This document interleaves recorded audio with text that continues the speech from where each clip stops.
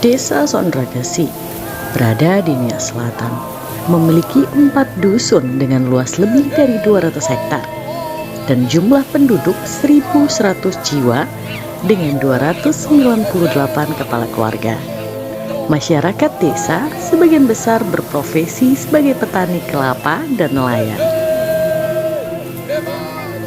Potensi-potensi yang dimiliki oleh Desa Sondragasi ada beberapa hal. Yang pertama, 80% dari seluruh kepala keluarga Desa Sondragasi adalah sebagai petani kelapa. Kelapa ini kita telah mengolah menjadi VCO. Kita sudah pasarkan ke beberapa negara. Kita sudah melakukan terobosan-terobosan atau inovasi-inovasi baru yang mampu bersaing di pasar internasional. Di bidang pariwisata, Desa Sondragasi termasuk desa yang pantainya terpanjang, sekitar 5 kilo tanpa ada hulu air. Pantai yang kami miliki ini cukup bagus potensinya, dan inilah rencana kita mengajak masyarakat untuk membangun pantai ini supaya turis-turis mancanegara atau lokal dapat berkunjung di daerah Desa Sondragasi. Desa Sondragasi juga memiliki beberapa tradisi yang diwariskan oleh leluhur. Salah satunya adalah tarian perang, ada lompat batu, ada maina, dan lainnya yang tidak bisa disebutkan satu persatu.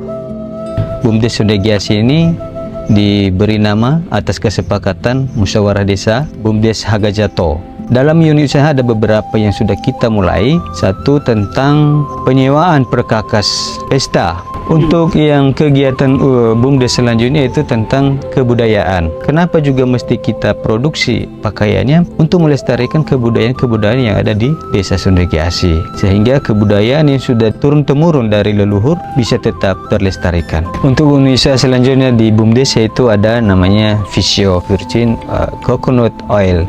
Kita ngambil kelapanya biasanya dari masyarakat setempat, dan kita mulai dari pengupasan kelapa dulu. Setelah proses pengupasan itu, kita pecahkan kelapa itu menjadi 2. Setelah itu kita kukur. Setelah proses pengukuran, kita masukkan ke mesin press untuk mengeluarkan santan dari kelapa yang sudah kita kukur tadi. Setelah kita udah dapatkan santannya, kita masukkan ke mesin cool press untuk mendinginkan santan itu menjadi bulir-bulir minyak yang nantinya akan menjadi VCO itu sendiri atau virgin coconut oil. Proses selanjutnya yaitu kita masukkan ke proses mixer, dan setelah proses mixer kita masukkan ke pemanas, baru kita masukkan ke centrifugal. Fungsi centrifugalnya itu memisahkan antara minyak, blondo, dan air. Proses selanjutnya masuk ke filtering. Dalam proses filtering ini kita membutuhkan 3 kali filter. Di filter kedua kita harus masukkan ke dalam vakum evaporator untuk mengurangi kadar air dalam VCO itu atau virgin coconut itu sendiri. Baru kita masuk ke filtering ketiga dan kita udah dapatkan hasilnya.